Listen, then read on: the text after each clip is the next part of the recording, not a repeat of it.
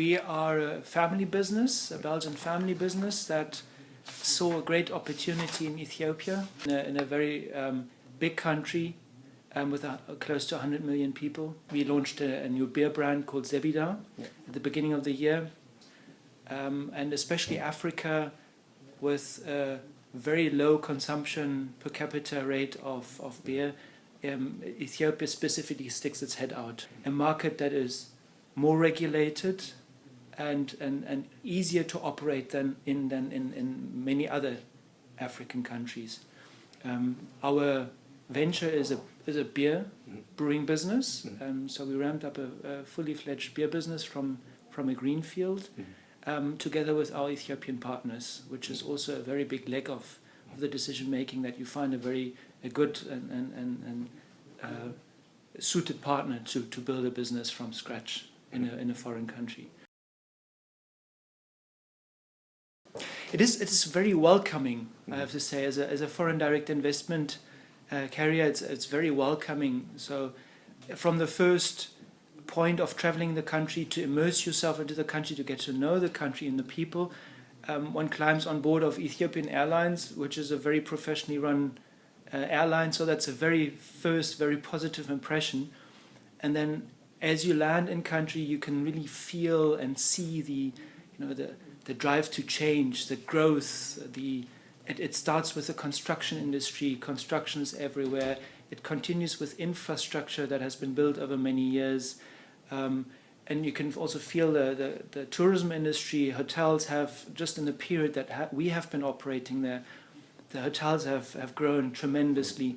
The service level of the hotels has also, within a shortest time period, improved tremendously. It starts with approaching the investment commission.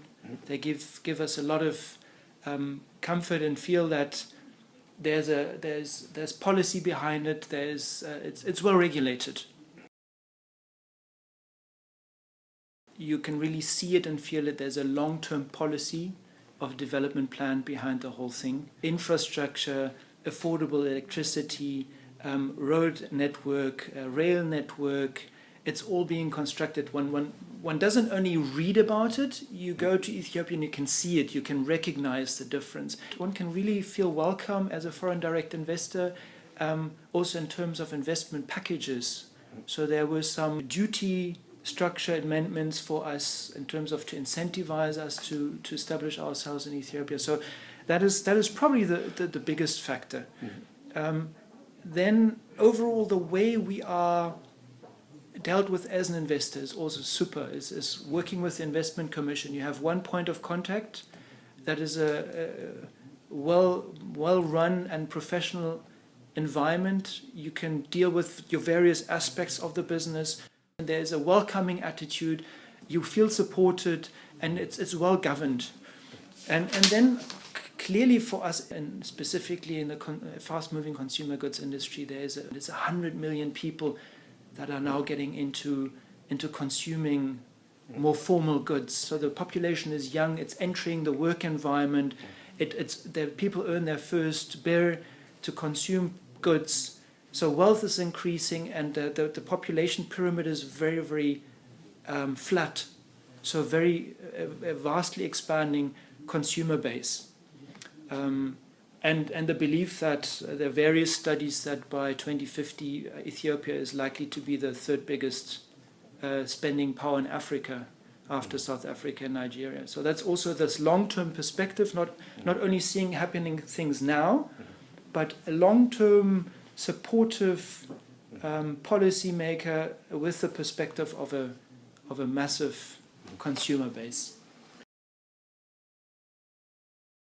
Probably one of the challenges we're experiencing is there is so much growth. As you said, there are many industries opening, people wanting to participate in that welcoming environment, that you just have one EIC, one investment commission, that has to deal with all of these different channels. That is certainly something we feel, and also as the country tries to deal with the rapid growth, one is faced with a bit of administrative burden.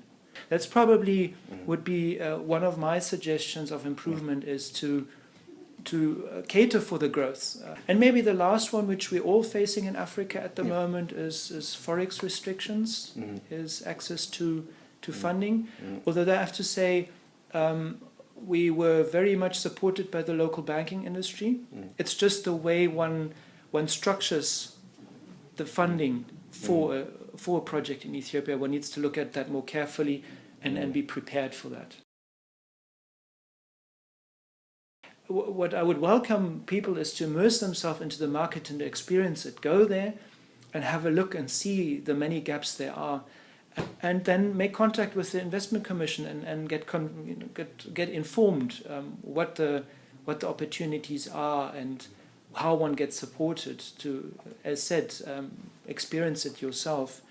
And then understanding also that there are a number of local partners that are very willing to go the journey together, and they're welcoming of foreign direct investment. They understand the country very well, the people very well, the challenges very well, and they're willing to partner and walk through the interesting path together. And there are plenty of local partners one can find. And then I think what would really, as a challenge to the investor and as an opportunity, really understand the funding structure. There are very welcoming banks in Ethiopia, and one would just have to structure that in a wise manner to cater for the current challenges in forex and so on. But I think it can be overcome, and people work together to overcome it.